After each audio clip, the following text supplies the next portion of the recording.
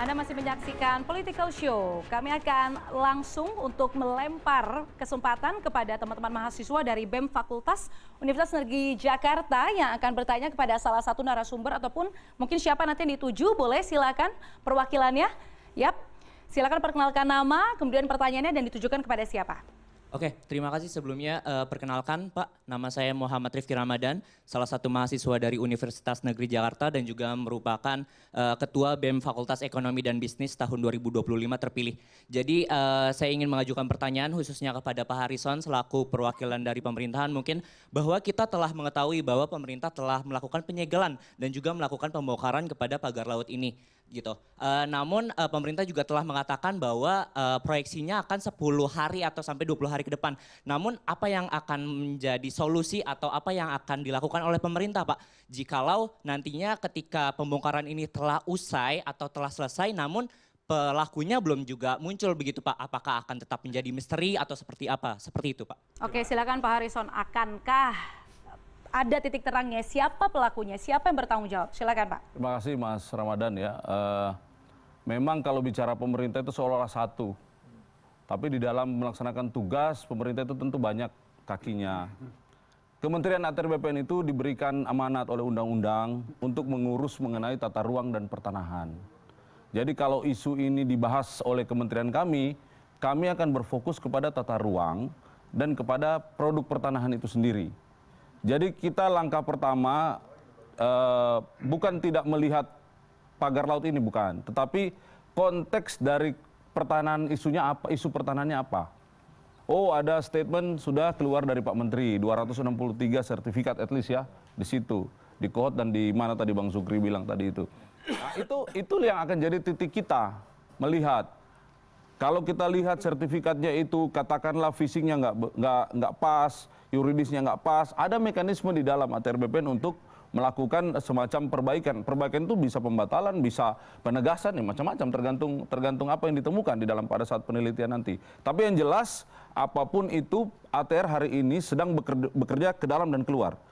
Keluar dia kemudian menggandeng melalui Dirjen SPPR menggandeng teman-teman BIG. Ya mungkin nanti juga akan dengan Pemprov, mungkin juga akan dengan pihak-pihak lainnya yang dirasa perlu. Tetapi fokusnya tetap adalah produk apa yang dikeluarkan oleh ATR BPN. Ya.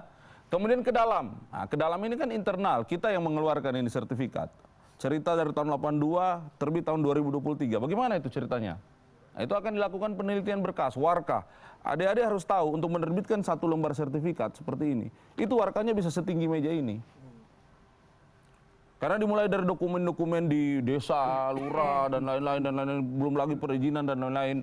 Nah itulah, nah kita kan harus meneliti. Jadi tidak hanya selembar sertifikat ini, tetapi apa yang menjadi dasar dari terbitnya sertifikat itu. Itu yang harus dilakukan. Tapi kalau yang itu di kami, kalau yang di yang lain tentu kita sudah lihat kan statement dari Pak Menteri masing-masing. Ya, saya pikir kita positive thinking aja. Sekarang masyarakat sudah begitu kritis dan kita tidak bisa lagi mengatakan ABCD kalau faktanya mungkin CDEFG kan gitu ya, itu silakan kita hormati. Jelas ATR BPN fokus kepada isu-isu yang dia tangani.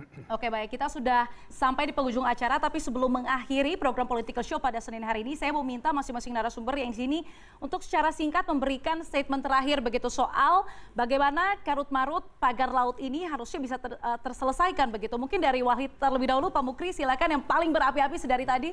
Baik, kami sebetulnya meminta ya kepada Pak Presiden agar institusi yang namanya Kementerian Agraria Badan Pertanahan Nasional itu yang pertama direformasi. Oke. Itu kenapa? Karena konflik, kriminalisasi, pelanggaran HAM bermula dari yang namanya sumber-sumber kehidupan, salah satu pokok utamanya adalah tanah. Oke baik, itu fokusnya. Reformasi agraria harus benar-benar ditekankan. Bang Johan silakan Bang, Anda juga meninjau langsung. Seperti apa catatan Anda? Ya. Pagar bambu ini adalah puncak gunung es dari lemahnya koordinasi kita. Saya katakan bahwa rezim sudah berubah. Biarlah lemahnya koordinasi ini adalah peninggalan rezim sebelumnya. Tetapi hari ini rezim sudah berubah, mari kita berdoa bersama-sama berharap agar tidak perlu diulang oleh rezim Pak Prabowo ini. Pak Prabowo sudah mengeluarkan pernyataan bongkar usut. Menteri KKP sama Panglima TNI sudah sepakat bongkar barang hari Rabu. Menteri ATR BPN Kasal Bang, sama Kasal. sama Kasal, ya. Menteri BPR sudah mengeluarkan pernyataan ini yang terlibat, ini yang terlibat, ini yang terlibat. Mudah-mudahan tinggal satu ikatan terakhir, kita tangkap penjahatnya agar tidak terulang lagi pagar misterius di Tangerang ini di tempat-tempat yang lain. Oke, ditangkap penjahatnya supaya tidak ada lagi misteri di perairan manapun Indonesia. Mampukah ATR BPN berkomitmen tidak hanya di awal tetapi juga menjaga nyala transparansi itu sampai akhir? Pak Karo, silakan. Ya, Kementerian ATR BPN tentu mengucapkan terima kasih pada semua pihak karena telah memberikan input yang bagus terkait dengan apa yang memang menjadi tugas pokok dan fungsi ATR BPN. Kita tentu positif untuk berkolaborasi dengan siapapun dalam isu-isu yang menyangkut kesejahteraan masyarakat, khususnya isu-isu pertanahan. Jadi saya pikir kita menghargai sekeras apapun masukan dari masyarakat, yaitu bagian dari pembentukan akuntabilitas pemerintah kan. Jadi kenapa harus didinai? Yang pokok adalah substansi dari permasalahan ini kembalikan kepada esensi masing-masing. Apa yang menjadi tugas ATR BPN? Selesaikan. Apa yang menjadi tugas kementerian lain? Selesaikan. Saya pikir begitu saja. Masyarakat melakukan kontrol. Silakan. Teman-teman anggota dewan melakukan kontrol juga. Teman-teman pengamat memberikan input. Ketika semua berada pada koridor yang sama, motivasi yang sama untuk membangun, saya pikir positif untuk segera keluar dari berbagai pertanyaan ini. Oke, terakhir Pak Trubus, Bang Johan berkali-kali bilang ini jadi tamparan untuk semua pihak begitu. Apakah Anda setuju bahwa pengawasannya kurang di Indonesia yang merupakan negara maritim begitu, tetapi lautnya yang bahkan jaraknya cukup dekat dengan wilayah ibu kota Jakarta sekarang itu banyak sekali hal-hal yang belum diawasi, termasuk pagar laut yang tidak bertuan ini, katanya tidak bertuan. Sampai sekarang belum ada tuannya muncul. Silakan Pak. Iya, menurut saya karena banyaknya kepentingan yang bermain di pantai, tadi disebutkan ada dari Bakamla, ada dari Kementerian Perhubungan, dari berbagai pihak, pokoknya kementerian lembaga yang main di situ. Tetapi yang saya lihat itu sampai hari ini daerah itu harusnya punya kontribusi ikut membuka itu semua. Oke. Karena itu adalah yang penting juga nomor dua menurut saya, APH, aparat penegak hukum itu proaktif gitu loh. Buka itu semuanya. Jadi memberikan contoh, kita ini negara hukum, sudah diselesaikan, ini kan persoalan ilegal, persoalan produk hukum yang namanya sertifikat.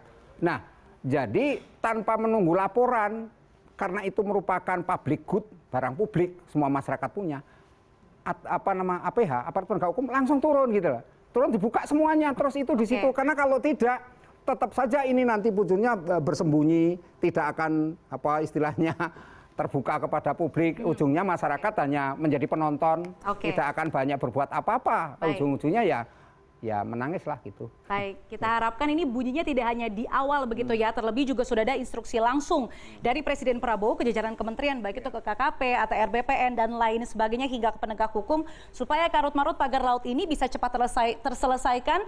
Apa yang tadi diharapkan oleh teman-teman Wahli juga bisa didengarkan, khususnya para nelayan juga bisa melaut ini ya, tanpa adanya tambahan kendala, dan tentunya penguasa tidak boleh lengah di depan penguasa, ataupun terbalik, penguasa tidak boleh lengah di depan pengusaha, ya. Oke, tidak boleh kalah. Negara tidak boleh kalah. Oke, sedikit silakan Pak Mukri. Kami karena sejak awal mengangkat masalahnya adalah reklamasi, jangan kita terjebak oleh persoalan bambu. Yakin dan percaya sebulan aja media nggak ada berita itu akan lolos lagi. Oke, baik, ada masalah yang lebih makro daripada itu. Baik, terima kasih 4 narasumber yang sudah hadir pada malam hari di Political Show, dan juga teman-teman mahasiswa, boleh kita berikan tepuk tangan untuk kita semua yang ada di sini. Jangan lupa tetap saksikan Political Show tiap hari Senin pukul 8:30 malam. Saya Diana Valencia pamit undur diri, sampai jumpa. Terima kasih Pak Menteri.